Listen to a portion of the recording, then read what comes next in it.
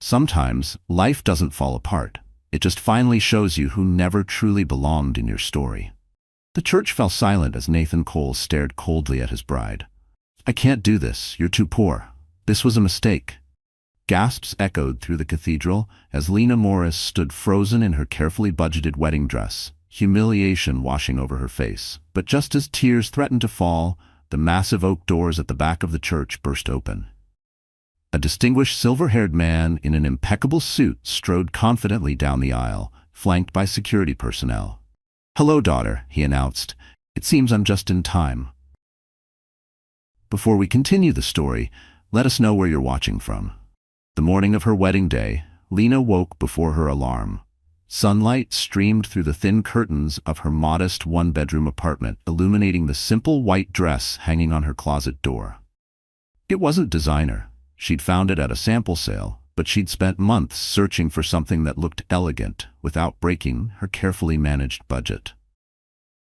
As she made her morning coffee, Lena glanced at the refrigerator door covered with colorful drawings from her kindergarten students. "Miss Morris is getting married," one had written in wobbly letters above a crayon stick figure in a white triangle dress. She smiled, running her fingers over the childish artwork. Her students were like family to her, something she'd created to fill the emptiness of her own fragmented childhood. Her mother Carolyn arrived an hour later with Lena's best friend and maid of honor, Tina. Carolyn's eyes welled with tears as she helped her daughter into the wedding dress. "Mom, don't start crying already," Lena laughed. "We'll never make it through the ceremony." "I can't help it," Carolyn dabbed at her eyes. "I just never thought I'd see this day. You marrying into a family like the Coles." Lena's smile tightened slightly. "I'm not marrying a family, Mom. I'm marrying Nathan." Carolyn nodded quickly. "Of course, honey. I just meant such an opportunity." "Nathan loves me for who I am," Lena said firmly, adjusting her simple pearl earrings, a graduation gift from her mother years ago. "My background doesn't matter to him." Tina caught Lena's eye in the mirror, her expression hesitant. "Has his mother finally warmed up to you?" Lena busied herself with her veil. "Gloria Cole is who she is. She'll come around eventually." The truth was that Nathan's mother had barely concealed her disapproval. From the moment Nathan had introduced Lena, a kindergarten teacher, she'd said with a thin smile at their first meeting, "How quaint." But Nathan had defended her, hadn't he? He'd told his mother that Lena's compassion and warmth were what attracted him. "Not everyone measures success by their bank account, Mother," he'd said. The memory reassured Lena as she made her final preparations. The church Nathan's family had selected was grand, far more elaborate than Lena would have chosen. Stained glass windows cast colorful shadows across marble floors, and elaborate flower arrangements adorned every pew.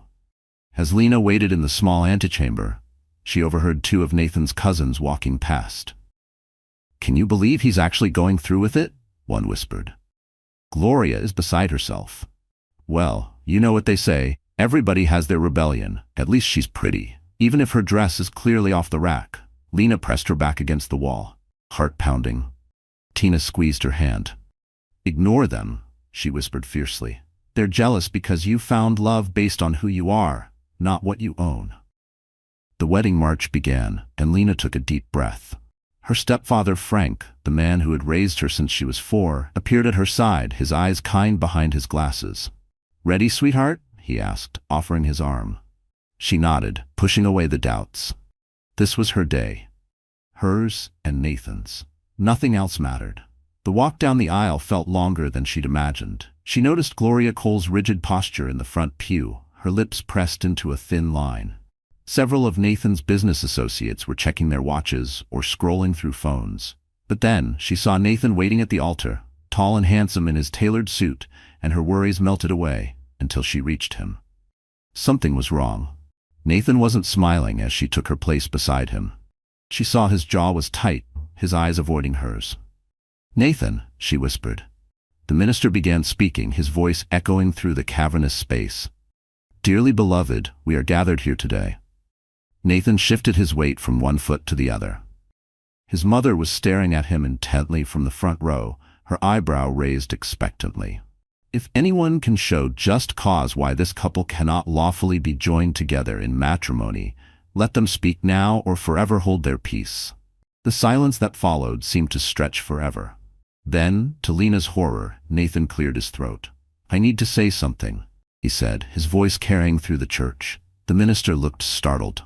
"Perhaps we could discuss this privately?" "No."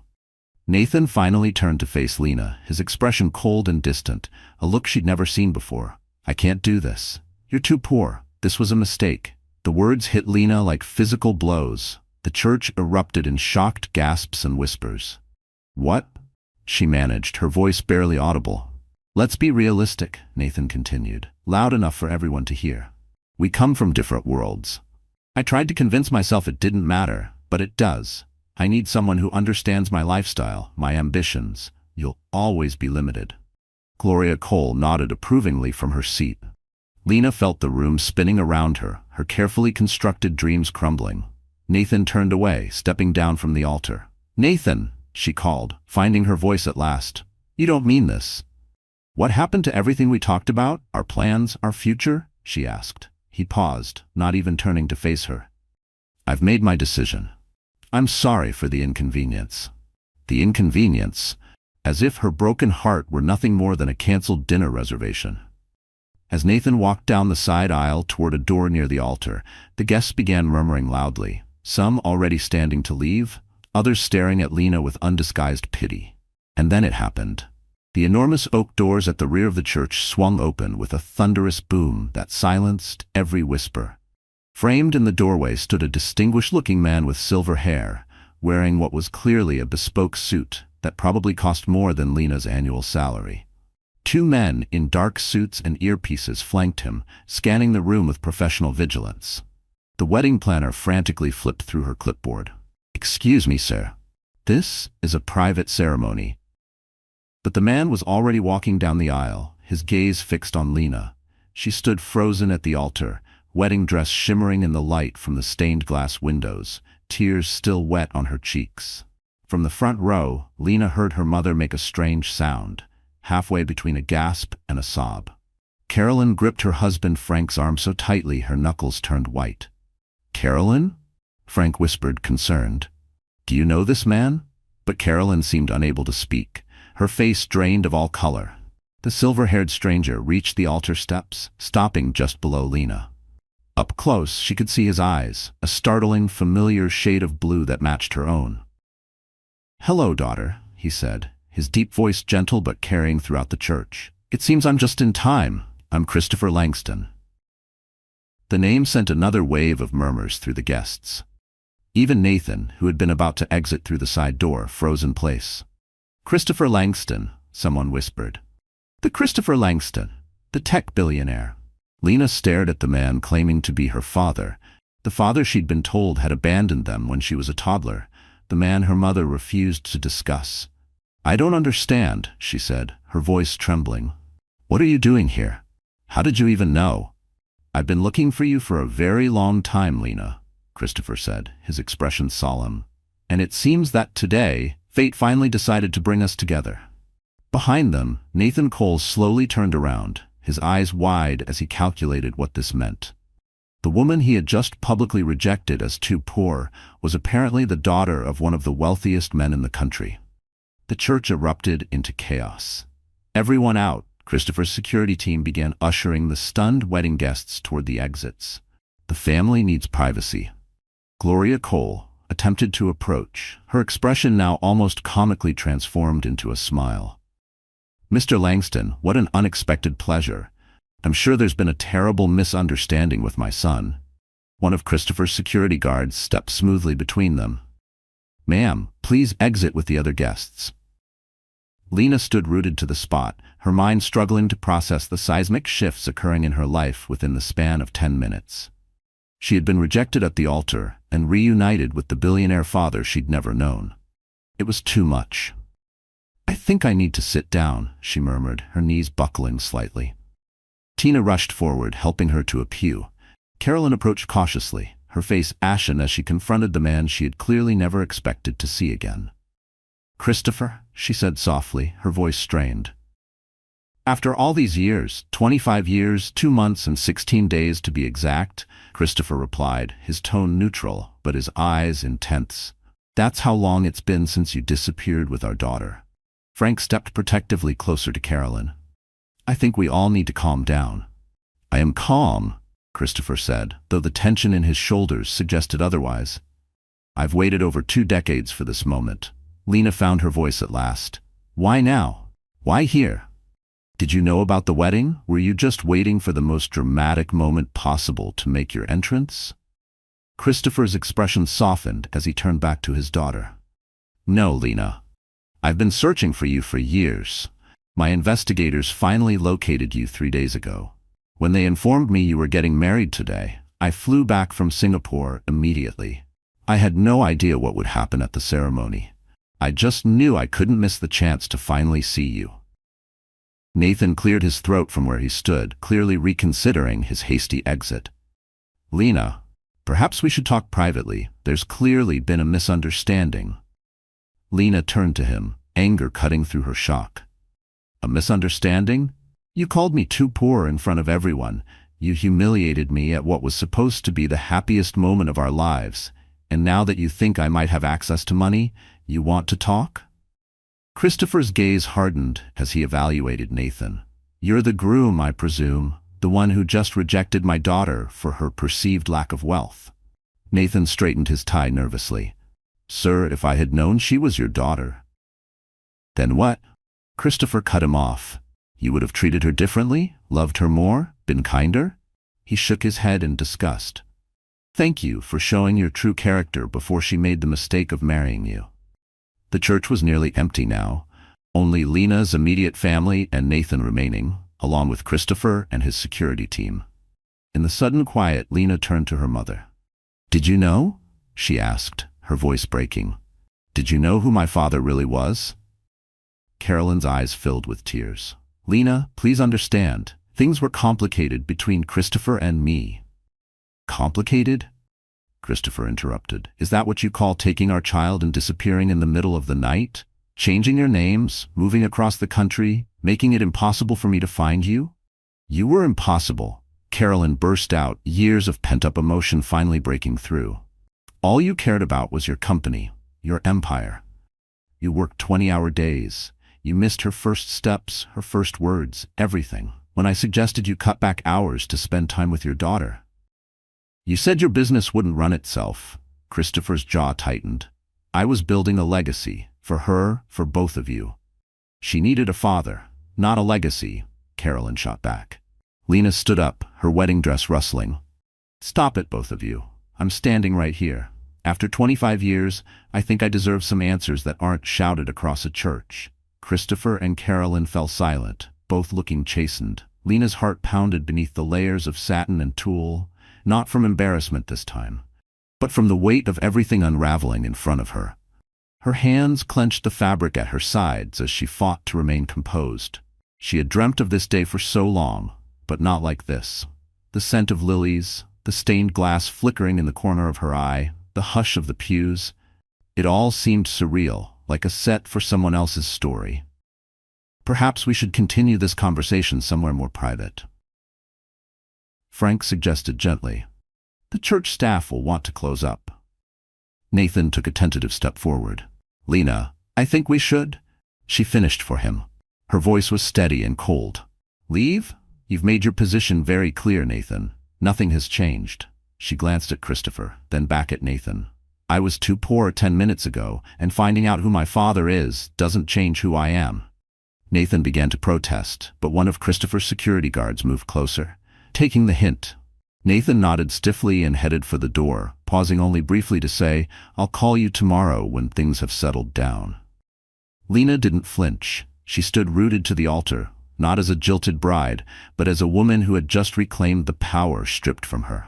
His words could no longer define her. After he left, Christopher turned to Lena. I have a car waiting outside. We could go somewhere to talk, anywhere you'd like. For the first time, Lena noticed vulnerability beneath her father's composed exterior. Despite his wealth and power, he was nervous, afraid she might reject him. And in that moment, she realized they were both fragile. Two people caught between past regrets and fragile hope. She wasn't ready to forgive, but she could offer honesty. "Let's go to my apartment," she decided. "It's small, but it's my home." Christopher nodded. "I'd be honored."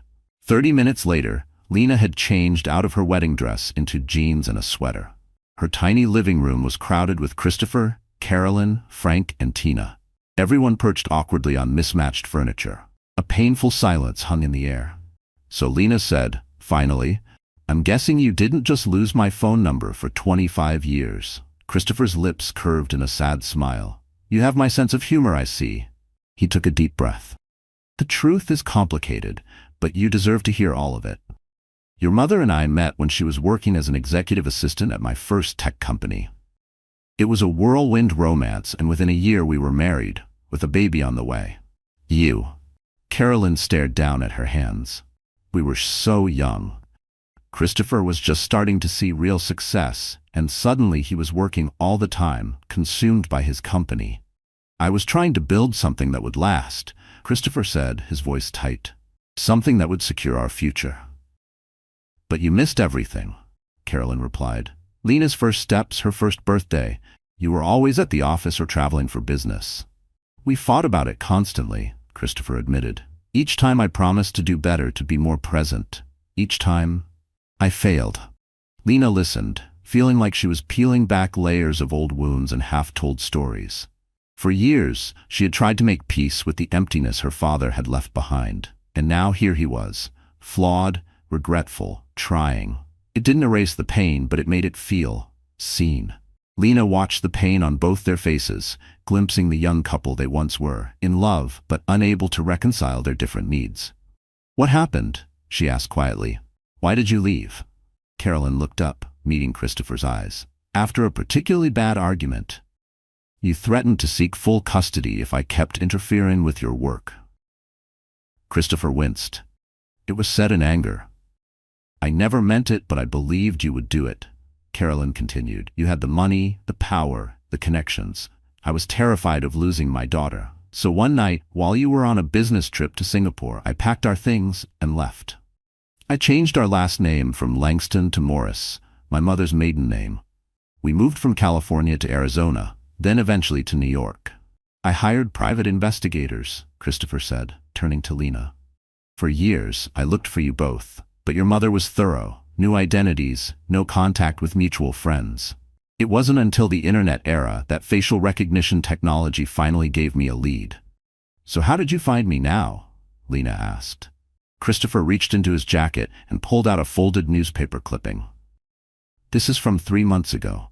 Your school was featured in a local education piece." Lena took the clipping, recognizing the photo of herself with her kindergarten class after they'd won a community garden award. Such a small, ordinary moment, yet it had bridged a 25-year gap.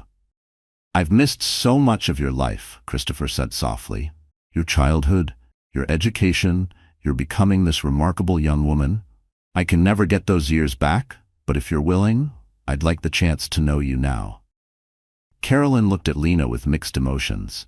Her eyes were full of love, but also fear. It was as if she was afraid that telling the truth might take her daughter away. Her hands stayed tight in her lap, as if holding on to memories she wasn't ready to release. Lena looked at this stranger, who was her father, this powerful, wealthy man who seemed so genuinely vulnerable as he waited for her response. Then she looked at her mother, the woman who had worked multiple jobs to give her a stable life, who had sacrificed and struggled and never complained. "I don't know what to say," Lena admitted. "This morning, I was about to marry a man I thought loved me. Now I discover he only valued wealth, and my long-lost billionaire father has suddenly appeared." She laughed shakily. "It's a lot to process." "Take all the time you need," Christopher said gently. "I've waited 25 years. I can wait longer if necessary." Tina, who had been quiet until now, leaned forward. "I hate to bring this up, but what about Nathan? He's bound to come crawling back now." Lena's expression hardened. "Nathan showed me who he really is today. I never want to see him again." Carolyn gave a small nod, as if she had been hoping Lena would say that. In that moment, the three women, mother, daughter, and best friend, shared a quiet understanding. They had all felt betrayal in different ways. But even as she said the words, her phone lit up with an incoming call. Nathan's name flashed on the screen. Christopher raised an eyebrow. That didn't take long. Lena silenced the phone. He can wait. Right now, I have 25 years of questions for you. And for the next several hours, that's exactly what they did. Talked, cried, laughed occasionally, beginning the long process of building a bridge across the decades that had separated them. Christopher told stories of his childhood in London, his travels for work, and how he had chased big dreams but missed simple moments. Lena listened carefully. Sometimes she nodded, sometimes she cried. They were two people from different paths, finally learning how they were meant to connect. As evening fell, Lena realized that despite the heartbreak of the morning, she felt a strange sense of possibility. One door had closed, brutally, but another had opened. One she had never even known existed. The week following what should have been her wedding day passed in a blur for Lena. Each morning she still woke with a moment of disorientation, expecting to find herself in the honeymoon suite Nathan had booked at the Maldives resort, only to recognize the familiar ceiling of her small apartment. The pain of his rejection remained raw, but it was increasingly overshadowed by the extraordinary discovery of her father. Christopher had taken a suite at the Four Seasons, refusing to leave New York until he and Lena had begun to establish a relationship. Each day he would call or text, careful not to overwhelm her, but making it clear he was available whenever she was ready to talk again. Lena started journaling, something she hadn't done in years. She wrote about questions she still had, about forgiveness, and about something new, peace. The strange kind of peace that comes from knowing your real father had never stopped searching for you. Nathan was less restrained. He called constantly, left voicemails ranging from apologetic to demanding, and even sent an enormous arrangement of roses that took up half of Lena's small living room. The card says he wants to explain, Tina noted, reading the message while Lena watered her houseplants, deliberately ignoring the floral monstrosity. He says it was pre-wedding jitters and a momentary lapse of judgment. Interesting timing for his change of heart, Lena replied dryly, right after he discovered who my father is. What are you going to do about him? Tina asked, tossing the card into the trash where it belonged. Eventually I'll have to talk to him, but not yet.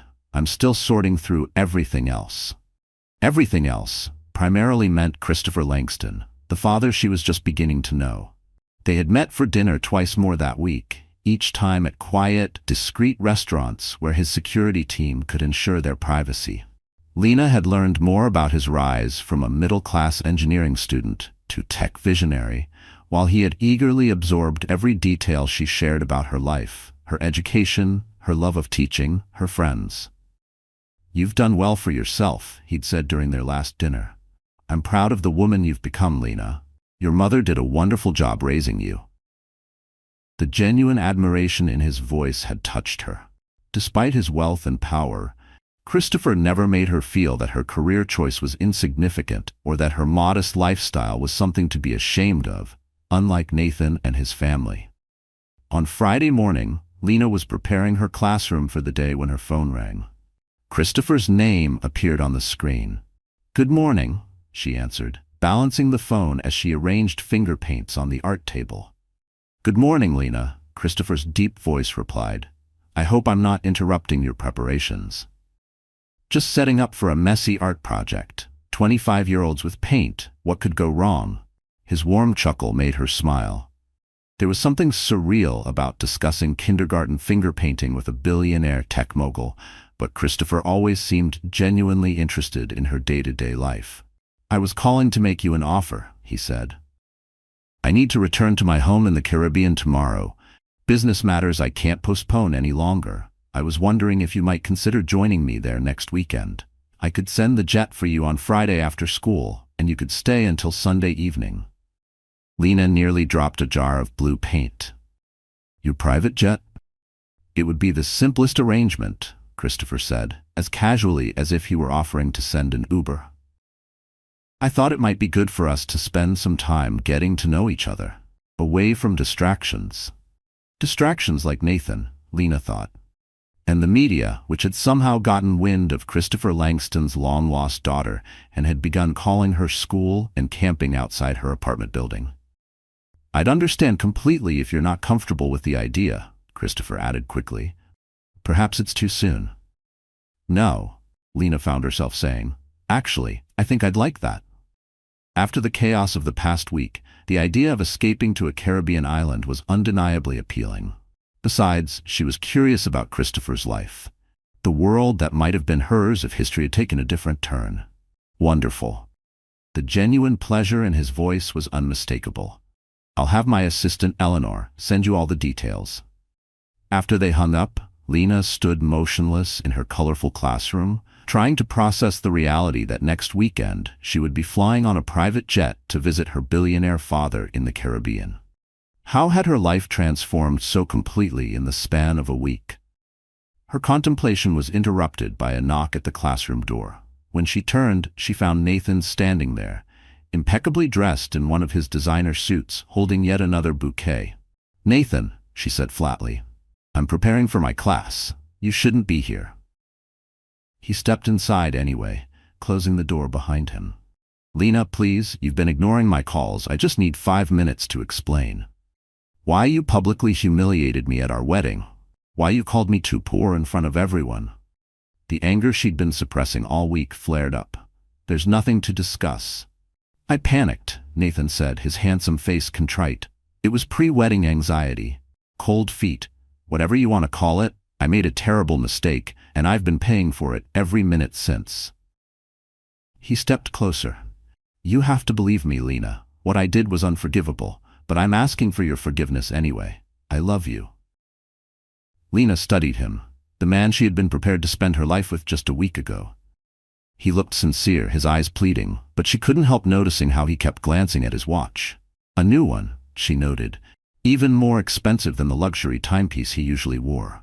"Is there somewhere you need to be?" she asked pointedly.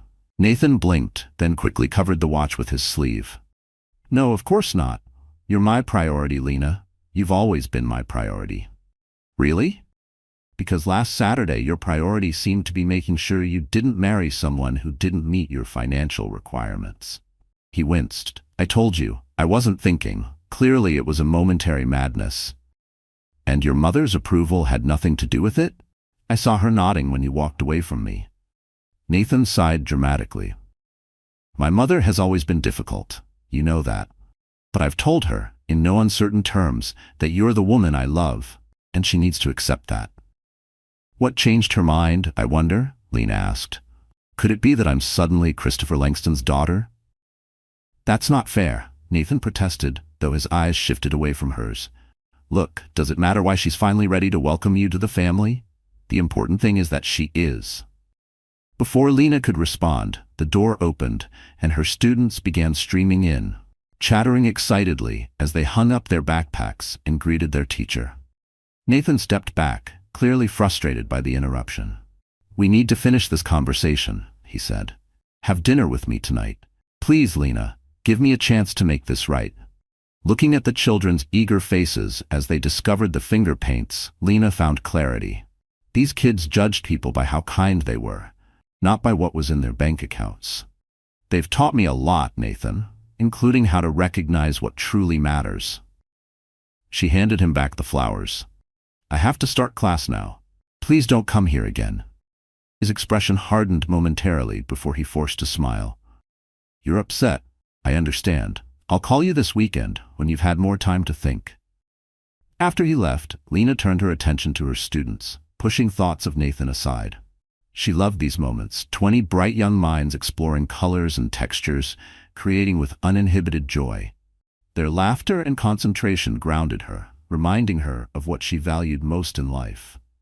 That evening, Lena packed a small suitcase for her weekend in the Caribbean, still marveling at the direction her life had taken.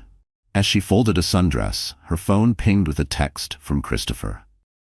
"Looking forward to showing you my home. It's been empty for too long without family." The simple message brought unexpected tears to her eyes.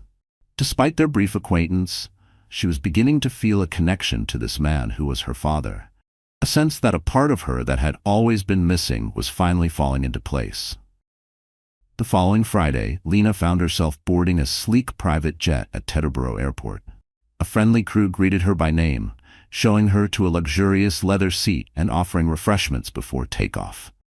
The interior was elegant, but not ostentatious, much like Christopher himself, who seemed to view his wealth as a tool rather than a showcase.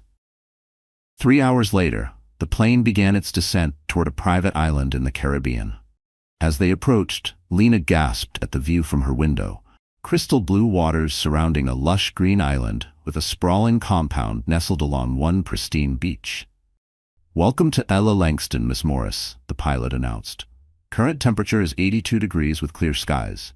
Mr. Langston is waiting for you at the main house." The plane touched down on a private airstrip, and as Lena descended the stairs, she was struck by the warm, fragrant air, so different from New York in early spring. Christopher was standing beside a vintage Land Rover, his face breaking into a wide smile when he saw her. "You made it," he said, stepping forward to greet her. There was an awkward moment when neither was sure whether to hug or shake hands, but Christopher gently took her weekend bag. "How was your flight?" "Definitely the most comfortable flying experience of my life," Lena admitted, following him to the vehicle. "Though I kept feeling guilty about having that entire plane just for me." Christopher laughed. "The plane was making the trip regardless. I have executives flying back and forth from New York constantly. We just made sure you were the only passenger." As they drove along a winding coastal road, Lena took in the breathtaking scenery. "This place is incredible," she said. "How long have you had it?" "I purchased the island about 20 years ago," Christopher replied, his eyes on the road. "It was around the time I'd finally accepted that finding you and your mother might take much longer than I'd hoped. I needed a sanctuary, somewhere to retreat when the search became too painful." Lena felt a pang at the reminder of all the years they'd lost. Despite her initial skepticism about his story, each interaction with Christopher had convinced her that he truly had spent decades looking for her, that he had never willingly abandoned her, as she'd been led to believe. They rounded a bend, and the main house came into view, a sprawling, elegant structure with wide verandas and floor-to-ceiling windows that captured the ocean views. It was grand without being imposing, and as they pulled up to the entrance, several staff members emerged to greet them. "Welcome home, Mr. Langston," a woman in her 60s said warmly before turning to Lena. "And welcome to you, Miss Morris. I'm Eleanor, your father's chief of staff. We're all so delighted to finally meet you." There was something in Eleanor's eyes, genuine emotion, that caught Lena off guard. "Thank you," she said. "It's nice to meet you too." "Eleanor has been with me for over 30 years, Christopher explained. "She's more family than employee at this point." 32 years, Eleanor corrected with a smile. "I've been hoping to meet you for a very long time, Miss Morris. Please call me Lena." Christopher led her into the house, which was even more beautiful inside. Open and airy, with natural materials and comfortable furnishings, rather than the cold, sterile luxury Lena had half expected. There were books everywhere, art on the walls that looked chosen with care rather than for status, and family photographs. Lena stopped abruptly, noticing a framed photo on a side table. It was her, or rather a much younger version of her, maybe 6 or 7 years old, in what appeared to be a school play. She was dressed as a tree, her small face beaming from between construction paper branches. "How do you have this?" she asked, picking up the frame. Christopher's expression was both sad and hopeful. "That was the first photo my investigators managed to find of you after you disappeared. It was in a local newspaper in Phoenix, your elementary school's production of The Giving Tree. You were 7. Lena stared at the image, then noticed other frames nearby, more photos of her throughout the years. Her middle school science fair, a high school track meet, her college graduation. "You've been watching me all this time?" she asked, unsure whether to feel touched or unnerved. "Not watching," Christopher said carefully. "Finding moments whenever I could. I was never close, never interfering, just making sure you were okay. Collecting pieces of the life I was missing." He hesitated. "I know it might seem strange, even intrusive, but these photos kept me going when the search seemed hopeless." Lena set down the frame, emotions warring within her. "I need a minute to process this." Of course, Christopher said quickly. Would you like to see your room? You can rest before dinner, if you'd like. The guest suite was beautiful, a serene space with a private terrace overlooking the ocean. After Christopher left her to settle in, Lena sat on the edge of the king-sized bed, trying to reconcile the man she was coming to know with these new revelations. There was something both comforting and disquieting about discovering she had never been as alone as she'd thought. That somewhere, her father had been collecting traces of her life, keeping her in his heart despite their separation. After freshening up, Lena decided to explore the house before dinner. As she wandered down a hallway lined with bookshelves, she noticed a door that was slightly ajar. Curious, she pushed it open and froze. The room before her was unlike any other in the house. Where the rest of the home was open and bright, this space felt like a shrine. The blinds were partially drawn. The walls were covered with a timeline, photographs, newspaper clippings, documents, all connected with red string. In the center was a map with dozens of pins marking locations across the country. But what truly stopped Lena's heart was the collection of wrapped presents stacked carefully along one wall. Dozens of them, each labeled with her name and a date. Birthday gifts, she realized. 25 years of birthday gifts that had never been delivered. I see you found the room. Lena turned to find Eleanor in the doorway, her expression gentle. What is this place? Lena asked, though she already knew the answer. Your father calls it the heart room, Eleanor said, stepping inside. It's where he kept everything related to you.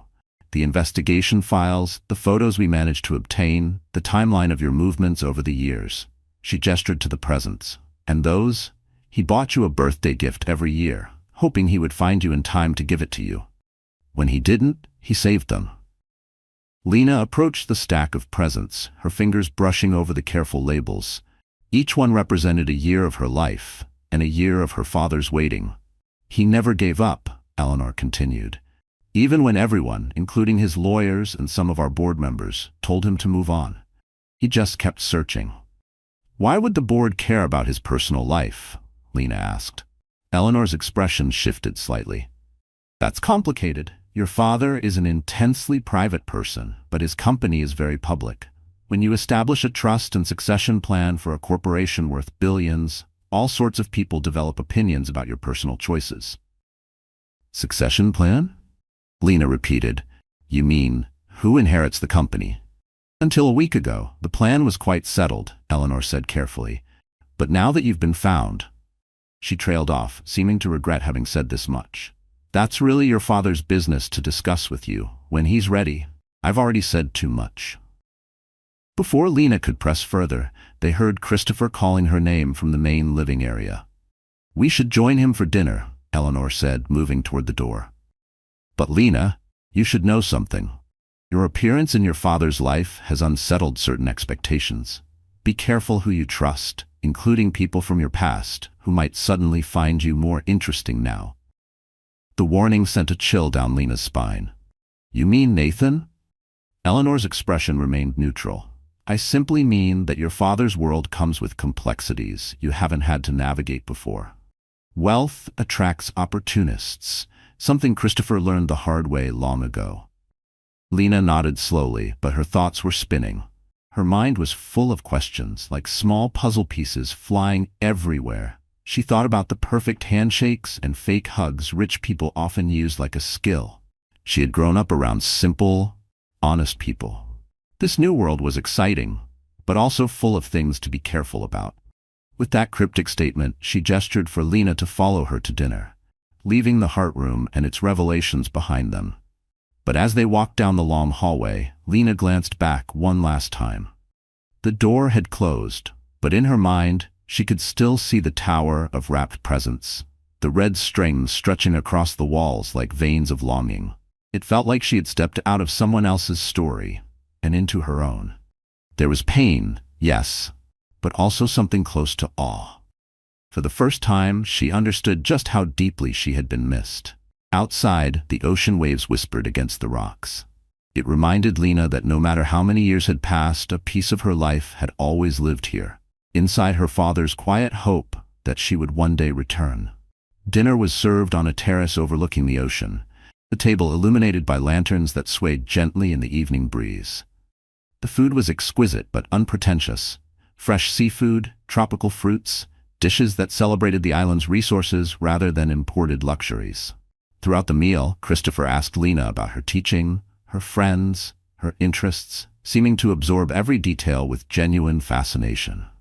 In turn, he shared stories of his own life, painting a picture of a man driven but lonely, successful in business, but missing what mattered most to him. "I built this company thinking I was creating a legacy for my family," he said, as they lingered over dessert. Only to discover that without the family, the legacy meant nothing.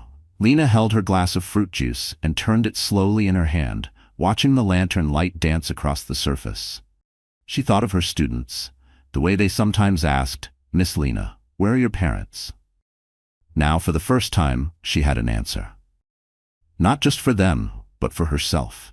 Lena looked at him, the man who had once been a ghost in her life.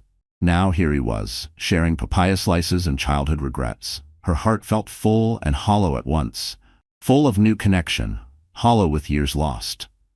But despite everything, she didn't feel bitterness, just a quiet longing for more of this, more evenings without secrets, more stories without sadness. Later that night, Lena stood on her private terrace, watching moonlight shimmer across the Caribbean. Her phone buzzed with a text. It was from Nathan. "I miss you. I made a mistake. I love you, not your net worth. Please come home so we can start over." She stared at the message, thinking about Eleanor's warning. Was Nathan truly repentant, or was he just another opportunist drawn to the Langston fortune? And more importantly, what did it say about their relationship that she even had to wonder? She remembered how Nathan had looked at the wedding, his eyes empty and cold, until he learned her father was a billionaire. Back then, she had doubts. Now, she was sure. A week ago, that message might have shaken her. Now it felt like static, meaningless. She thought of the folders filled with her pictures, the stack of unopened birthday gifts, and the quiet way her father had looked at her when she laughed. Those were things that couldn't be faked. Nathan's love had a price tag. Christopher's didn't. With a decisive swipe, she deleted the message without responding, then turned off her phone entirely. She didn't feel angry anymore, just clear, like cool ocean air filling her lungs. Nathan was part of the past, and she had no plans to carry him into the next chapter of her life. Whatever complications her new relationship with Christopher might bring, one thing was becoming increasingly clear. She deserved better than a man who had only valued her when he thought she came with a financial advantage.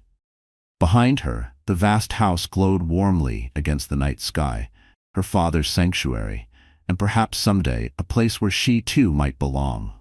For the first time since that devastating moment at the altar, Lena felt a spark of gratitude for Nathan's rejection. If he hadn't abandoned her that day, she might never have discovered the truth about her past or glimpsed the possibilities of her future. The weekend at Christopher's Island passed too quickly. By Sunday evening, as Lena prepared to return to New York and her classroom of kindergartners, she felt a genuine reluctance to leave. In just 2 days, she and Christopher had begun building a relationship that felt increasingly natural, connecting over shared interests, discovering similar traits, and gradually filling in the enormous blank spaces in each other's lives. "You'll come back soon?" Christopher asked as they stood beside the waiting jet. "Perhaps for a longer stay during your summer break?" "I'd like that," Lena replied, surprised by how much she meant it. "And you'll visit me in New York?" "Try to keep me away," he smiled, then hesitated before adding, "Actually, I'll be there next week for several board meetings. Perhaps we could have dinner.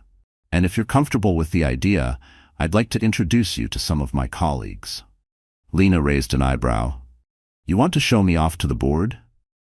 "Not show you off," Christopher corrected gently. "But yes, introduce you. You're my daughter, Lena, the most important person in my life. It's time people know that." The sincerity in his voice touched her deeply. After a moment's hesitation, she stepped forward and hugged him, their first real embrace. Christopher seemed momentarily stunned before wrapping his arms around her, holding her with a careful tenderness that spoke volumes about his fear of pushing too fast. "I'll see you next week then," she said as they separated. "Just let me know when and where." During the flight back to New York, Lena found herself reflecting on Eleanor's warning about people who might now find her more interesting. The most obvious example was Nathan, who had continued his campaign of calls, texts, and elaborate flower arrangements throughout the weekend. But as she settled back into her apartment and her teaching routine, she noticed other more subtle changes. A parent at her school who had barely acknowledged her before suddenly invited her to join the board of an exclusive charity. The landlord, who had been indifferent about fixing her leaky faucet, now responded to her maintenance request within hours. Even the barista at her local coffee shop eyed her with new curiosity when she ordered her usual simple latte. Word had spread, it seemed. The humble kindergarten teacher was now Christopher Langston's daughter, and that changed everything. Nathan was waiting outside her classroom when she finished teaching on Wednesday afternoon. He looked immaculate as always, though she noticed dark circles under his eyes that his carefully maintained tan couldn't quite conceal. 5 minutes, he said before she could object. That's all I'm asking for. Too tired to argue, Lena nodded, leading him to a small conference room where they could speak privately. I've been thinking about what happened, Nathan began immediately. Not just at the wedding, but everything leading up to it. I let my mother's expectations influence me in ways I'm not proud of. Your mother didn't make you abandon me at the altar, Lena pointed out. You did that all on your own. Nathan winced. I know there's no excuse for how I treated you. But Lena, we had 2 years together, 2 good years. Does one terrible mistake erase all of that? It wasn't just a mistake, Nathan. It was a revelation of character. She studied him, noticing how he kept checking his luxury watch, a nervous habit she'd never paid much attention to before. Why are you really here? Lena asked. Is it because you miss me, or because you discovered I'm Christopher Langston's daughter? That's not fair, Nathan protested. I loved you before I knew who your father was. And yet you called me too poor and walked away from our wedding. Those don't sound like the actions of a man in love. Nathan leaned forward, his expression earnest. I panicked. The commitment, the finality of it all, it overwhelmed me. I fixated on our different backgrounds as an excuse because I was too cowardly to admit I was simply afraid of marriage itself. He reached for her hand. But losing you has shown me what really matters. I want another chance, Lena. A fresh start. There was such sincerity in his voice that for a moment, Lena hesitated. They had shared good times, vacations, laughter, plans for the future. Was she being too harsh, too unforgiving? Then she remembered the cold look in his eyes as he'd rejected her at the altar, and the calculating interest that had replaced it when Christopher appeared. Some betrayals cut too deep for second chances. I'm sorry, Nathan. We're over. Please respect that. And stop contacting me. His jaw tightened momentarily before he nodded and rose to his feet. I understand. You need more time. I'll be patient, Lena. What we had is worth fighting for. After he left, Lena sat alone in the conference room, troubled by his persistence. There was something almost desperate in his determination. Something that didn't align with the Nathan she thought she'd known. It was as if he couldn't accept that she might truly walk away, that his charm and good looks wouldn't eventually win her back. That evening, a sleek town car arrived to take Lena to dinner with Christopher at an exclusive Manhattan restaurant. As she entered the private dining room, she was surprised to find not just her father waiting, but several other people as well. Lena, Christopher greeted her warmly. I hope you don't mind the slight change of plans. These are some key members of my executive team who happen to be in town for our meetings. Over the next 2 hours, Lena met a parade of polished, articulate professionals, Christopher's chief legal counsel, his CFO, his head of global operations. Each greeted her with seemingly genuine pleasure, though she couldn't help noticing the assessing looks that accompanied their smiles.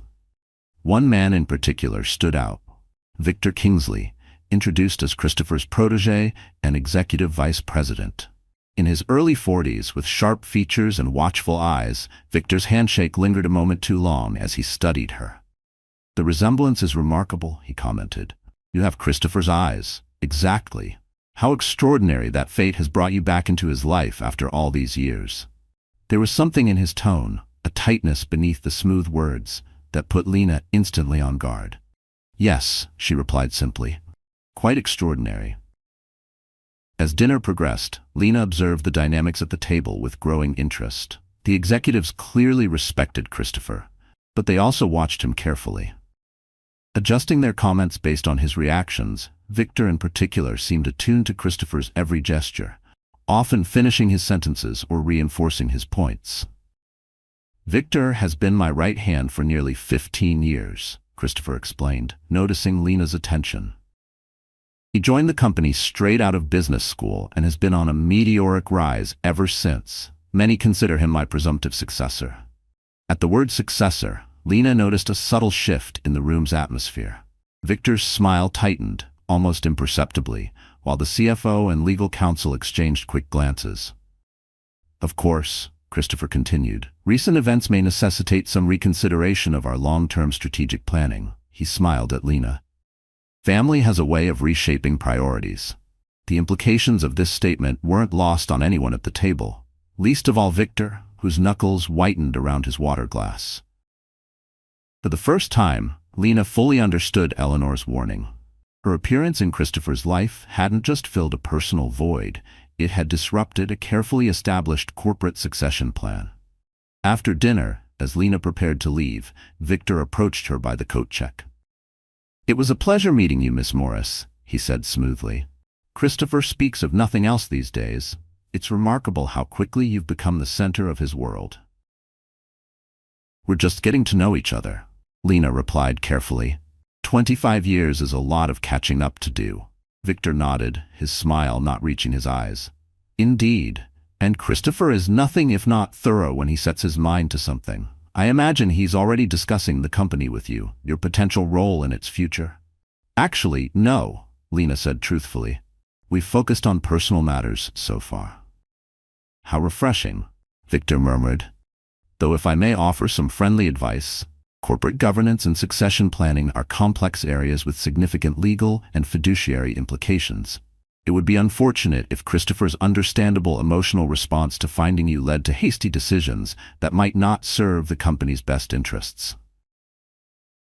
Before Lena could respond to this thinly veiled warning, Christopher appeared beside them.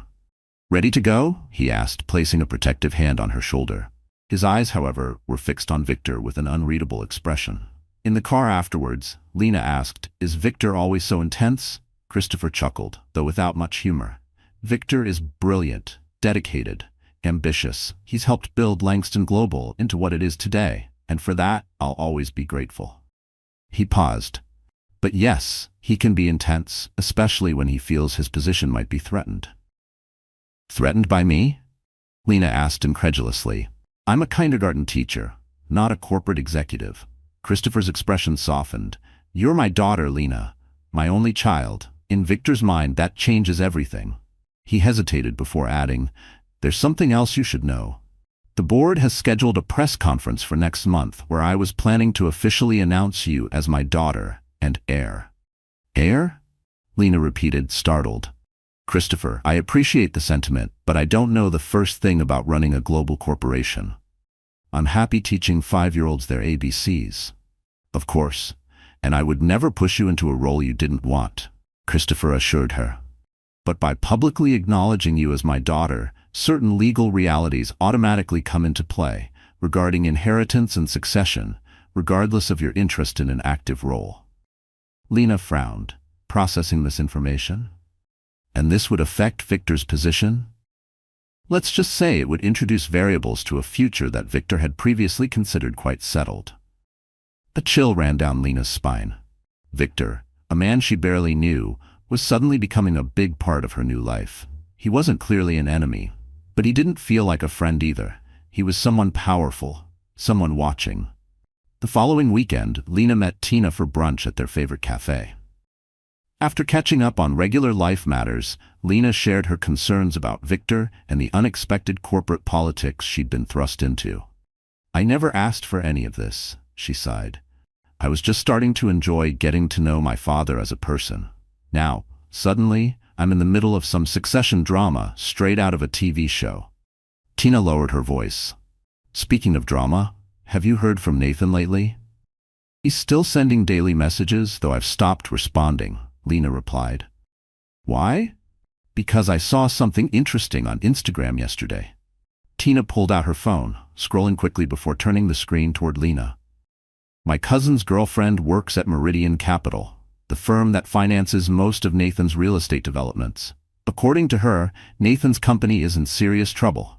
They've lost several major investors in the past month, and they're scrambling to avoid bankruptcy. Lena stared at the social media post, a cryptic complaint about supposedly successful developers who were actually running on fumes. While it didn't name Nathan directly, the timing was suspicious. You think that's why he's suddenly so desperate to reconcile? She asked. Because he needs money? Tina shrugged. I'm just saying. The timing is interesting. He dumps you for being too poor, then discovers you're a billionaire's daughter, right as his company is facing financial collapse. That's quite a coincidence. Lena sat in silence. It felt like a puzzle was coming together in her head, the kind her students loved to solve. At first, the pieces were scattered. Now they showed a clear, worrying picture. She thought about Nathan's eyes the last time they met. There was no love there, just calculation.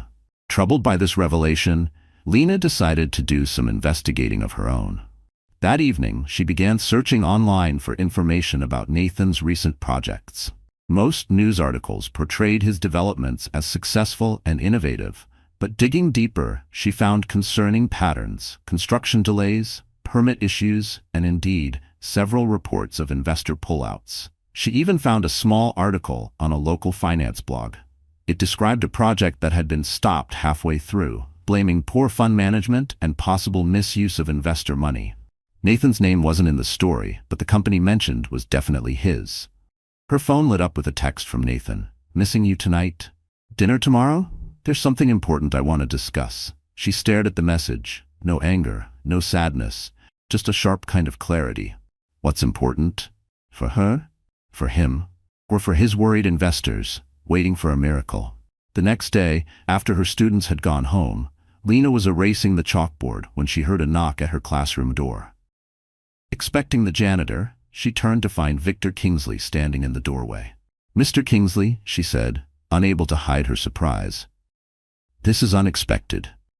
Please call me Victor, he replied, stepping into the classroom and glancing around at the colorful artwork and alphabet charts. Charming space, so different from the corporate boardrooms I'm used to. What can I do for you? Lena asked, keeping the counter between them. There was something unsettling about Victor's presence in her classroom, worlds colliding in a way that felt invasive. I thought we should have a frank conversation, away from Christopher's watchful eye, Victor said. He's a remarkable man, your father, brilliant, visionary, but sometimes his personal feelings cloud his business judgment. And you're here to make sure that doesn't happen? Lena guessed. Victor smiled thinly. I'm here because I've dedicated 15 years of my life to Langston Global. I've sacrificed relationships, health, personal interests, everything to help build Christopher's vision into reality.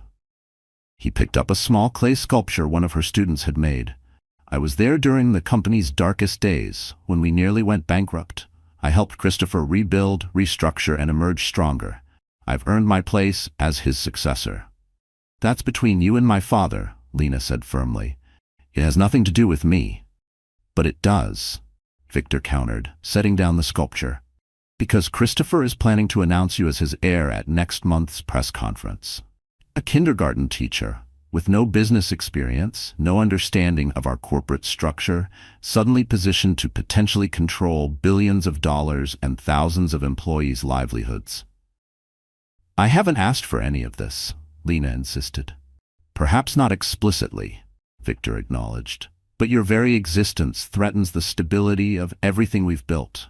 Unless, of course, we can find a reasonable accommodation. What kind of accommodation did you have in mind?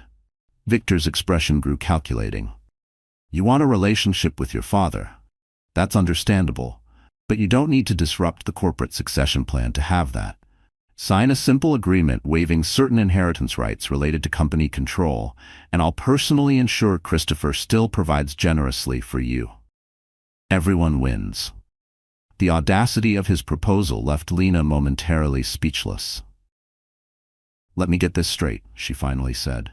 You want me to sign away rights I didn't even know I had, To protect your position? Before I've even had a chance to understand what those rights entail. I'm offering you a clean solution before things get complicated, Victor replied, his tone hardening slightly. Christopher's health isn't what it once was. Stressful situations could be problematic for him. The implied threat was unmistakable. Are you suggesting my presence in his life is harmful to him? I'm suggesting that corporate power struggles can be extremely stressful, Victor said, even when they involve family. Especially when they involve family. Before Lena could respond, another figure appeared in the doorway. Nathan, holding yet another bouquet. Lena, I was hoping. He stopped abruptly upon seeing Victor. I didn't realize you had company. The two men assessed each other with immediate wariness, like predators encountering an unexpected rival. Something in their mutual recognition struck Lena as odd, too familiar for men who should have been strangers. Do you two know each other? She asked, looking between them. No, they answered simultaneously, then exchanged quick glances. Mr. Kingsley was just leaving, Lena said pointedly. And Nathan, I've told you to stop coming to my workplace. Victor straightened his already perfect tie. Think about what I said, Miss Morris. Some decisions need to be made before the press conference, for everyone's benefit. With a curt nod to Nathan, he left the classroom. As soon as he was gone, Nathan stepped forward. What was that about? What press conference? Nothing that concerns you, Lena replied, taking the flowers and placing them on a counter without enthusiasm. Why are you here? I've been thinking about us, he began, his expression earnest. About fresh starts and second chances, about how sometimes fate gives us an opportunity to rebuild something better than before. He reached into his pocket and pulled out a small velvet box. Lena Morris, will you marry me again? But for real, this time. Lena stared at the ring, larger and more ostentatious than the one he'd given her before. You can't be serious. I've never been more serious, Nathan insisted. Look, I know I hurt you. Badly. What I did was unforgivable, but I'm asking for forgiveness anyway. We can start over. Elope somewhere tropical, just the two of us. No families, no pressure, just love. As he spoke, Lena noticed his eyes darting repeatedly to his watch. The same nervous habit she'd observed before. Only this time, she saw what appeared to be a text notification light blinking on its face, a smartwatch disguised as a luxury timepiece. Who are you communicating with right now? She asked abruptly. Nathan blinked. What? No one. I was just checking the time. On a watch that's receiving messages? Lena stepped back, pieces suddenly clicking into place. You know Victor Kingsley, don't you? That's who you're communicating with. Right now. That's ridiculous, Nathan scoffed, though his hand moved to cover the watch. I've never met the man before today. But Lena's mind was racing, connecting dots she should have seen earlier. Nathan's real estate company facing financial trouble, Victor feeling threatened by her appearance in Christopher's life, the two men's oddly familiar tension in the classroom. How long have you known who I really was? She asked quietly. That I was Christopher Langston's daughter? I don't know what you're talking about, Nathan insisted, but his eyes shifted away. The same tell he'd had when lying about forgetting their anniversary last year. Get out, Lena said, her voice shaking with anger. Get out, and don't come back. After Nathan left, Lena sat at her small teacher's desk, her mind whirling with suspicions but lacking concrete proof. On impulse, she called Tina. I need your help, she said when her friend answered. How good are your social media investigation skills? Legend level, Tina replied without hesitation. What am I looking for? Any connection between Nathan Cole and Victor Kingsley from Langston Global. Photos at the same events, mutual contacts, anything. On it. Give me until tomorrow. That night, Lena received a call from Christopher. I was wondering if you'd join me for dinner on Saturday, Christopher said. There's something important I need to discuss with you. Is everything okay? Lena asked, concerned by the serious note in his voice. Just some matters that would be better addressed in person, Christopher replied. Eleanor will send a car for you at 7. When Saturday arrived, Lena was surprised when the driver took her not to a restaurant but to a medical building in Midtown Manhattan. Concerned, she followed signs to a private cardiology practice on the top floor, where she found Christopher waiting in a luxurious reception area. "I'm sorry for the unusual setting," he said, kissing her cheek in greeting. "I had my regular checkup today and Dr. Brainerd suggested I might want to share the results with you."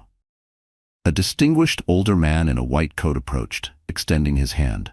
"Ms. Morris, I'm Dr. Brainerd. I've been your father's cardiologist for nearly a decade." The gravity in his expression sent a chill through Lena. "What's going on?" Christopher gestured to a private consultation room. "Let's sit down. There are some things you should know." Inside, Dr. Brenner showed Lena a series of images on a screen. Christopher's heart from different angles, with certain areas highlighted in color. "Your father has a condition called progressive myocardial fibrosis," the doctor explained gently. "It causes gradual stiffening of the heart muscle, making it increasingly difficult for the heart to pump efficiently." Lena turned to Christopher. "How serious is it?" "Manageable, for now," Christopher replied. "I've had it for years, but it's progressing more rapidly than we'd hoped." Without intervention, Dr. Brainerd continued, the condition would typically give Christopher about 12 months of relatively normal function before more severe symptoms develop. "And with intervention?" Lena asked, her mouth dry. "We're exploring several treatment protocols," the doctor assured her. "Experimental therapies that show promise. Christopher has excellent general health otherwise, which works in his favor." After the doctor left them alone, Lena sat in stunned silence. "Why didn't you tell me sooner?" "I didn't want to burden our new relationship with my health concerns," Christopher admitted. "We were just getting to know each other, finding our way as father and daughter. But with the press conference approaching and certain business matters needing attention, I realized you needed to know the complete picture." "Is this why Victor is so concerned about the succession plan?" Lena asked. "Because he knows you're ill?" Christopher nodded. "Victor is aware of my condition, as are key board members. It's partly why the succession plan was so firmly established, to ensure stability for the company in case my health deteriorated suddenly." He reached for her hand. "But finding you has changed everything, Lena, not just personally, but in terms of my legacy." "I don't want your legacy," Lena said, her eyes filling with tears. "I want more time with my father. We've already lost 25 years. Christopher squeezed her hand. "And we'll have more time. I'm not giving up, Lena, but I need to be practical as well. There are decisions to be made, preparations to consider." Later that evening, as Lena returned to her apartment, she found Tina waiting outside her door, tablet in hand and excitement on her face. "You're not going to believe what I found," she said as soon as they were inside. "It took some serious digging, but there's definitely a connection between Nathan and Victor Kingsley." Tina pulled up a series of images. Screenshots from social media, database records, archived news articles. "Here's a photo from a charity golf tournament, 3 years ago, before you even met Nathan. He's in the background of a group shot with Victor." "That could be coincidence," Lena said, though her stomach nodded with suspicion. "Sure," Tina continued, showing another image. "But this isn't. This is from a real estate conference 2 years ago, right around when you started dating Nathan. And look who's speaking on a panel together." The photo clearly showed Nathan and Victor sitting side by side at a business forum. "There's more," Tina added grimly. "I found financial records showing that Meridian Capital, the firm that's financing Nathan's developments, has significant investment ties to a venture capital group where Victor Kingsley sits on the advisory board." Lena sank onto her couch, the implications washing over her. "Are you saying Nathan knew who I was all along? That he pursued me because of my connection to Christopher?" "I can't prove intent," Tina admitted, "but the timing is suspicious. Nathan's company started receiving major financing around the same time he coincidentally met you at that community center volunteer event." The community center. Lena suddenly remembered something odd. How Nathan, a successful developer with no previous history of volunteering, had shown up precisely when she was scheduled to help with the children's reading program. At the time, she'd found it charming that such a wealthy, handsome man would give his time so generously. Now it seemed calculated. Her breath caught in her throat. A memory once wrapped in sweetness now unraveled into something sharp and cold. Her mind flipped through months of moments. Every tender word, every reassuring smile, tainted now by the possibility that it had all been part of a strategy. "I need to see his apartment," Lena said suddenly. "What? Why?" "Because if Nathan has been working with Victor all along, there might be evidence in his home," Lena replied. "And I still have a key." An hour later, they stood outside Nathan's luxury condo. "Are you sure about this?" Tina whispered as Lena inserted the key. "This feels like crossing a line." "He crossed the line when he humiliated me at our wedding," Lena replied grimly. "I just want the truth." Inside, the apartment was exactly as Lena remembered, impeccably decorated with the expensive minimalism Nathan had always preferred. They moved carefully through the rooms, uncertain what they were looking for, until Lena noticed Nathan's home office door was ajar. Inside, his normally pristine desk was covered with documents, and a laptop left open. Lena approached cautiously, feeling like an intruder despite her justified suspicions. "Lena, look at this," Tina said, picking up a folder labeled Langston Initiative. Inside were photographs of Lena going back years, having coffee with friends, teaching at school, even meeting Nathan for the first time at the community center. Each photo was dated and annotated with details about her routine, connections, and personal habits. "Oh my God," Lena whispered, her hand shaking. "He was tracking me." She felt a sharp burn behind her eyes but forced the tears back. These weren't just photos, they were surveillance. A timeline of deceit disguised as courtship, and she had fallen for all of it. Below these, they found emails between Nathan and Victor spanning 3 years, discussing the target, planning the approach, and later strategizing about the wedding and Lena's integration into Nathan's life. As they read through the exchanges, a horrifying picture emerged. Nathan had been hired by Victor years ago to locate Lena, gain her trust, and eventually marry her, keeping her unaware of her heritage while reporting her activities back to Victor. The goal seemed to be preventing her from ever reconnecting with Christopher and asserting any claim to the Langston Empire. But the most disturbing document was a draft of what appeared to be a post-nuptial agreement, designed to be presented to Lena after their marriage. It contained provisions giving Nathan control over any inheritance she might receive, with a clause about management of assets in case of a spouse's incapacitation or death. "He was going to marry me, take control of anything I inherited from Christopher, and then—" Lena couldn't finish the thought. Her voice cracked under the weight of realization. The trust, the love, the future she had envisioned, all had been manipulated into a script written by someone else.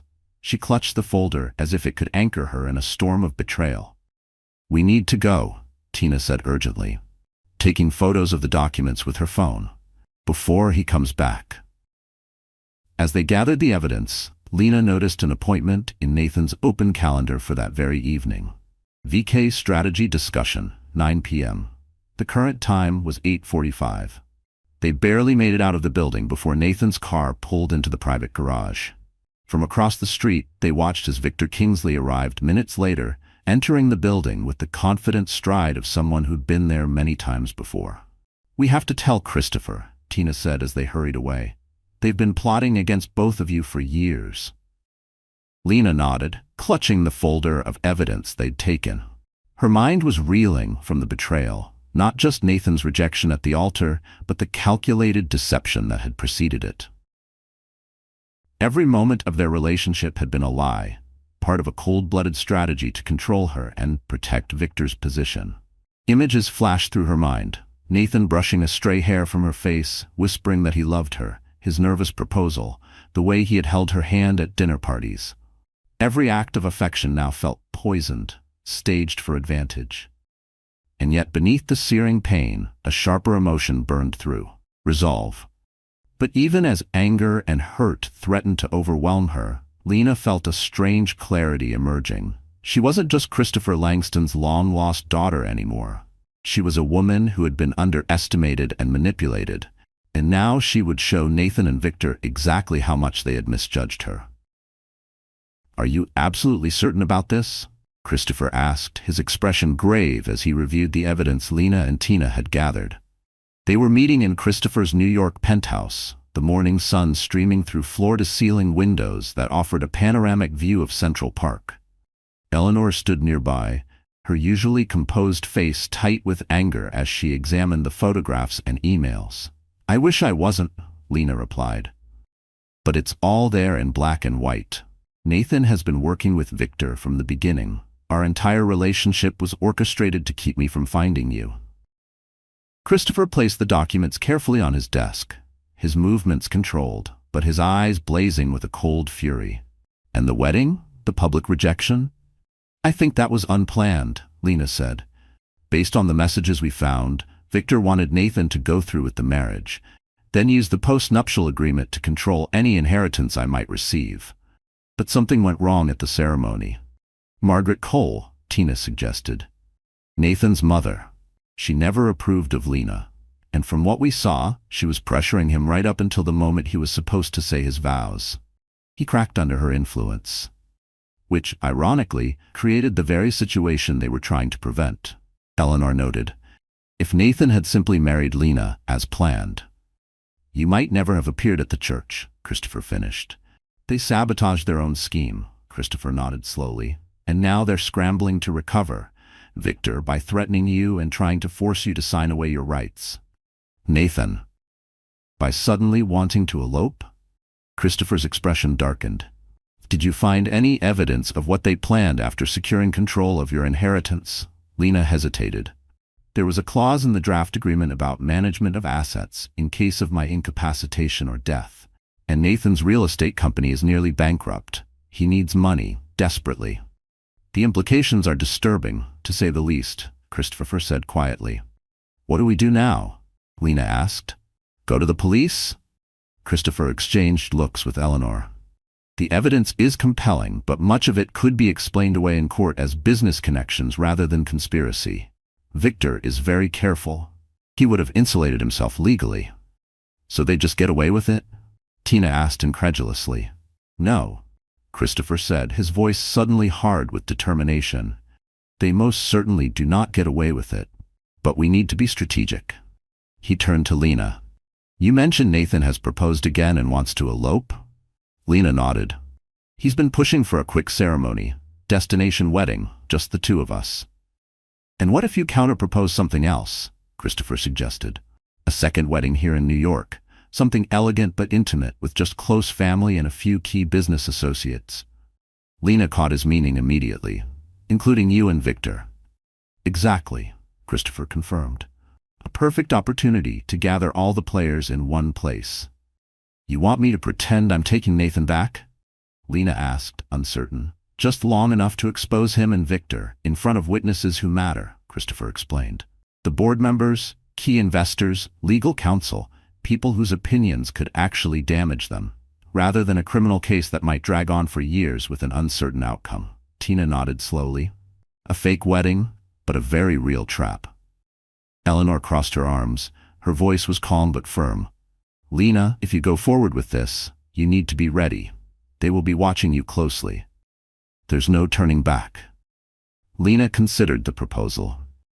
The idea of pretending to reconcile with Nathan was distasteful, but the prospect of publicly exposing his betrayal, of taking control of the narrative rather than remaining his victim, held undeniable appeal. "It would need to be convincing," Eleanor cautioned. "Nathan and Victor would be suspicious of a sudden reconciliation." "I can be convincing," Lena said, her resolve hardening. "They've underestimated me from the beginning. They think I'm just a kindergarten teacher who's in over her head. It's time to show them exactly how wrong they are." Christopher placed a hand on Lena's shoulder. His eyes were full of pride and worry. "You won't be alone in this. We'll help you, but you are the only one who can make them believe the act." Over the following 2 weeks, Lena executed her part of the plan with precision. She responded to Nathan's increasingly desperate messages with carefully calibrated reluctance, followed by tentative forgiveness. She allowed him to believe his charm was wearing down her defenses, that his persistence was being rewarded. "I'm still hurt by what happened," she told him during a carefully staged chance encounter at her favorite coffee shop. "But maybe you're right about second chances." Nathan seized the opening eagerly. "Let me prove myself to you, Lena. We can elope, start fresh, without all the pressure and complications." "Actually," she replied thoughtfully, "I've been Thinking about that, eloping feels like hiding, like we're ashamed. If we're really going to start over, I want to do it properly, with the people who matter to us present. You mean, another wedding? Nathan asked, barely concealing his alarm. Something small and elegant, Lena assured him. Just close family and a few key friends, including my father, of course. Nathan's expression shifted subtly at the mention of Christopher, a flicker of calculation behind his earnest facade. Of course, if that's what would make you happy. It would, Lena confirmed, silently noting how quickly his desire for a private elopement disappeared once Christopher's attendance was promised. Meanwhile, Christopher prepared his side of the operation with the methodical thoroughness that had built his empire. Security personnel were briefed, legal documents prepared, and key board members discreetly informed of selected portions of what had been discovered. We need to be surgical about this, he told Lena during one of their planning sessions. The goal isn't just to expose Nathan Victor, but to do it in a way that leaves no room to recover or retaliate. For her part, Eleanor coordinated the wedding arrangements with her typical efficiency, securing the rooftop garden of a prestigious Manhattan hotel and handling the countless details such an event required, all while maintaining the secrecy of their true intentions. The morning of the second wedding arrived bright and clear. A perfect spring day in New York City. As Lena prepared in a suite at the hotel, Tina helped her into a dress that was worlds away from her first ill-fated wedding gown. Where that had been modest and carefully budgeted, this was a designer creation of Christopher's choosing, elegant, sophisticated, and subtly conveying the Langston wealth and taste. "How are you feeling?" Tina asked as she fastened the last button. "Strangely calm," Lena replied, studying her reflection. Like everything that happened, Nathan's rejection, finding Christopher, Rema discovering the plot, was leading to this moment. Poetic justice, Tina nodded, exposing them at a wedding just like Nathan humiliated you at a wedding. There was a soft knock at the door and Christopher entered, impeccably dressed in a bespoke suit. He stopped at the sight of Lena, emotion briefly overwhelming his usual composure. "You look beautiful," he said quietly. "Thank you," Lena replied, suddenly shy. "For everything. The dress, this chance to set things right." "You've done the hard part," Christopher assured her. Keeping up this pretense with Nathan couldn't have been easy. Lena smoothed her hands over the silk of her gown. "Actually, it was easier than I expected. Once I saw the truth about him, it was like looking at a stranger wearing a familiar face. The man I thought I loved never existed." Christopher offered his arm. "Are you ready?" She took a deep breath and nodded. "Absolutely." The rooftop garden had been transformed into an elegant wedding venue, with white flowers and greenery creating an atmosphere of simple sophistication. Unlike Lena's first wedding, this gathering was deliberately small, perhaps 50 guests in total, each carefully selected for their significance in either exposing or witnessing the coming revelation. Nathan waited at the altar, handsome in his tuxedo, his confident smile betraying no hint of his true intentions. In the front row sat his mother, Margaret Cole, looking considerably more approving than she had at the first ceremony. Beside her was Victor Kingsley, his expression neutral, but his eyes watchful. The small orchestra began playing, and the guests rose as Christopher escorted Lena down the aisle. She could feel the weight of Victor's gaze as she approached, the silent calculation behind his polite smile. Nathan extended his hand as they reached the altar, and Lena allowed Christopher to place her hand in his. One final deception before the truth was revealed. The minister began the ceremony, his words flowing smoothly until he reached the familiar phrase, "If anyone can show just cause why this couple cannot lawfully be joined together in matrimony, let them speak now or forever hold their peace." In the pause that followed, Lena gently withdrew her hand from Nathan's grip. "Actually," she said, her clear voice carrying across the rooftop, "before we proceed, I'd like to share something with everyone." Nathan blinked in confusion. "Lena, what?" "Security," Christopher said quietly. Immediately, several of his team moved into position, 2 beside Victor, 1 near Nathan, others discreetly blocking the exits. Lena turned to face the guests. "I want to thank you all for coming today, especially those of you who witnessed my humiliation at my first wedding, when Nathan declared me too poor to marry. I'm sure you're wondering why I would give him a second chance. Murmurs rippled through the small crowd. Nathan reached for Lena's arm. Darling, this isn't the time. Actually, it's exactly the time, Lena replied, stepping away from him. You see, I've recently discovered that my entire relationship with Nathan was a fraud. A calculated plan orchestrated by him and Victor Kingsley to prevent me from discovering my true identity as Christopher Langston's daughter. Victor rose to his feet. This is absurd, Christopher. Control your daughter's theatrics. I think we should hear what she has to say, Christopher replied calmly. At his signal, Eleanor activated a projection screen disguised among the wedding decorations. On it appeared the first of many incriminating documents, emails between Nathan and Victor discussing the target and their strategy over 3 years. For 3 years, Lena continued, Nathan has been reporting on my activities to Victor, ensuring I remained unaware of my heritage. Their goal was to keep me separated from my father, and when that failed, to secure control of any inheritance I might receive. Nathan's face had drained of color. Lena, these are obviously fabricated. Someone is trying to drive us apart. Like this document? Lena asked as Eleanor displayed the postnuptial agreement on the screen. The one giving you control over my assets in case of my incapacitation or death? Was that fabricated too, Nathan? Margaret Cole rose shakily to her feet. Nathan, what is she talking about? What have you done? But Nathan was already moving, attempting to push past one of the security personnel toward the exit. This is a private matter between Lena and me, if you'll excuse me.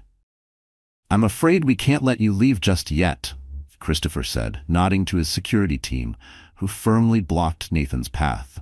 Not when there's so much more to discuss, like the embezzlement Victor has been conducting from Langston Global for the past 5 years. This accusation sent a fresh shock through the assembled guests. Victor's face contorted with rage. You have no proof of that. Actually, we do, Eleanor replied, advancing the slideshow to display financial records. Once we began investigating your connection to Nathan, we discovered irregularities in several offshore accounts linked to shell companies under your control. The forensic accounting team has prepared a comprehensive report for the board. Several of the board members present exchanged alarmed glances. The company's chief legal counsel was already reviewing the documents with intense concentration. Victor's composure shattered. This is a setup, Christopher. You've orchestrated this whole charade because you can't accept that your long-lost daughter isn't qualified to run your company. I've given you 15 years of my life. And I've compensated you generously for your service, Christopher replied evenly. But conspiring to manipulate my daughter, planning to control her inheritance through coercion, potentially even endangering her life, those aren't actions I can forgive or forget. Nathan, seeing his position growing increasingly untenable, changed tactics. Lena, he pleaded, whatever you think you've found has been misinterpreted. I love you. I've always loved you. Victor may have approached me years ago, yes, but my feelings for you are real. Were they real when you called me too poor at the altar? Lena asked quietly. Or did they only become real when you discovered who my father was? You don't understand the pressure I was under, Nathan insisted. My company was struggling. My mother had expectations. You're right about one thing, Lena interrupted. I don't understand betraying someone I claim to love. I don't understand plotting to control their inheritance. And I certainly don't understand the kind of person who would value wealth over human decency.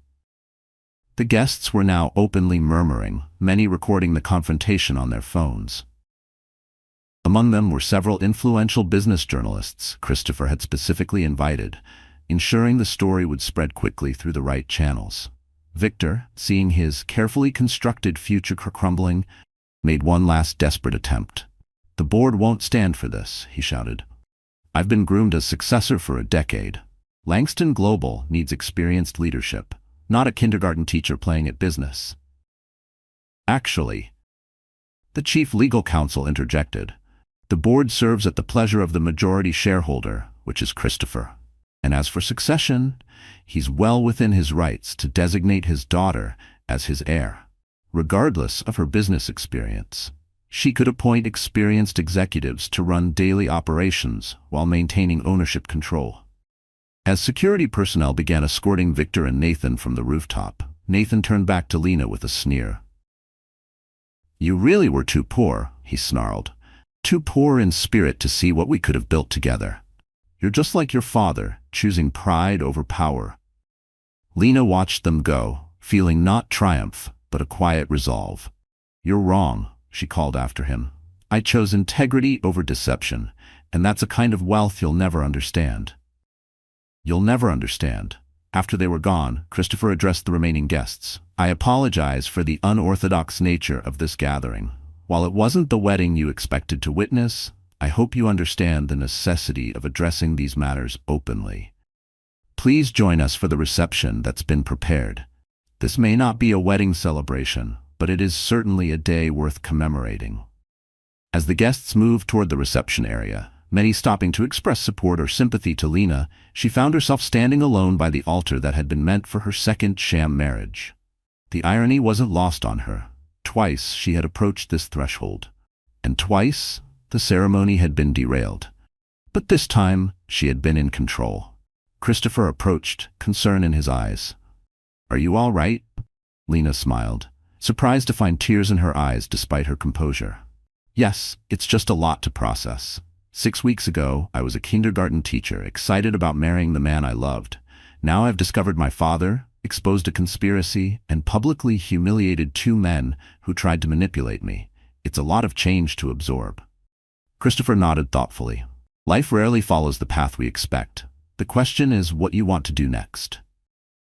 "That's the strange part," Lena replied. "For the first time in weeks, I actually feel like I know."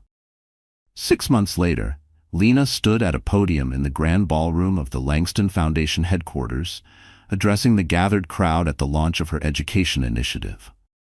The foundation, her foundation, would provide scholarships, resources, and support to underserved communities, with a special focus on early childhood education.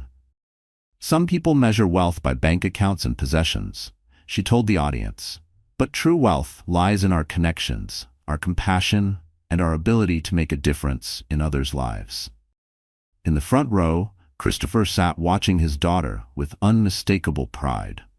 His health had stabilized under a new treatment protocol developed by leading researchers, funded, of course, by the Langston fortune. While his condition remained serious, doctors were now cautiously optimistic about his extended prognosis. After the presentation, as guests mingled and celebrated the foundation's launch, Lena spotted a familiar face among the catering staff, Nathan. Notably less polished than she remembered, serving champagne with a forced smile. Their eyes met briefly across the room. He quickly looked away. The public disgrace of his exposed schemes had permanently damaged his once promising career. Victor had faced more serious consequences. The evidence of embezzlement had been irrefutable, leading to criminal charges and civil lawsuits from Langston Global. Last Lena had heard, he was awaiting trial, his carefully constructed reputation in tatters. "Quite a turnaround, isn't it?" Tina commented, appearing at Lena's side and nodding toward Nathan. "From calling you too poor to serving drinks at your foundation launch." "Life has a way of balancing the scales," Lena agreed, "though I take no pleasure in his downfall, just in the knowledge that he can't hurt anyone else the way he tried to hurt me." Later that evening, Lena drove to her mother's modest suburban home, where Ellen and Robert were hosting a small family dinner to celebrate the foundation's successful launch. Christopher had been invited as well, a development that would have seemed impossible just months earlier. As Lena entered the familiar living room, she found her mother and stepfather sitting together on the sofa, looking at old photo albums, Ellen sharing the childhood memories Alexander had missed, both of them laughing over Lena's gap-toothed elementary school pictures. "There she is," Ellen called when she noticed Lena. "The woman of the hour." "Hardly," Lena laughed, accepting her mother's hug. "I just gave a speech. The real work is just beginning." "Don't diminish what you've accomplished," Christopher admonished gently. "Creating a foundation that merges your passion for education with the resources to make a significant impact, that's no small achievement." As they gathered around the dinner table, a scene that would have seemed impossible just months ago, Lena felt a profound sense of gratitude wash over her. Despite the betrayal and pain she had endured, she wouldn't change the path that had led her here, to this moment of authentic connection with both her parents. "I propose a toast," Robert said, raising his glass, "to new beginnings, long overdue reunions, and the family we choose to build, despite life's obstacles." "To family," they echoed, glasses clinking in the warm light of the dining room. Later, as Lena helped her mother with the dishes while Christopher and Robert discussed baseball in the living room, Ellen nudged her daughter gently. "Are you happy, sweetheart? Really happy?" she asked. "So much has changed in your life." Lena paused, considering the question seriously. "I am," she replied truthfully. "Not in the way I expected to be 6 months ago, but in a deeper way. I think I know who I am now, not just as Christopher Langston's daughter or Nathan's ex-fiancée, but as myself, Lena Morris, a kindergarten teacher who happens to run a foundation, a woman who knows her own worth can't be measured by anyone else's standards." Ellen squeezed her daughter's hand. "That's the greatest wealth of all," she said softly, "and it's something no one can ever take from you." Through the doorway, Lena could see Christopher laughing at something Robert had said, two men from entirely different worlds, finding common ground in their care for the same family. She thought about the journey that had brought them all to this point, the humiliation that had revealed her true heritage, the betrayal that had ultimately freed her from a life built on lies, the confrontation that had allowed her to reclaim her narrative. "You're too poor," Nathan had said at that first wedding. How wrong he had been. Lena Morris had never been poor in the ways that truly mattered, in courage, in integrity, in the capacity to forge genuine connections. And now, surrounded by her reconstructed family, not perfect, still healing, but authentic in every way that counted, she knew without doubt that she was wealthy beyond measure. Dear friend, there are moments in life when everything you believed in shatters before your eyes, and yet, what rises from the ruins can be something far greater. Lena's journey reminds us of a powerful Stoic truth. It's not what happens to you, but how you respond to it that matters. She was rejected, betrayed, manipulated, but she didn't let that define her. Instead, she chose clarity over confusion, truth over appearances, and self-respect over pleasing others. Like Lena, we too have the power to walk away from what no longer honors us, and step boldly into the unknown with dignity and purpose. You are not what you've lost. You are what you choose to become next. If this story moved you, encouraged you, or made you pause to reflect, please like, share it with someone who needs it, and subscribe to our channel for more true stories that inspire the soul and strengthen the spirit.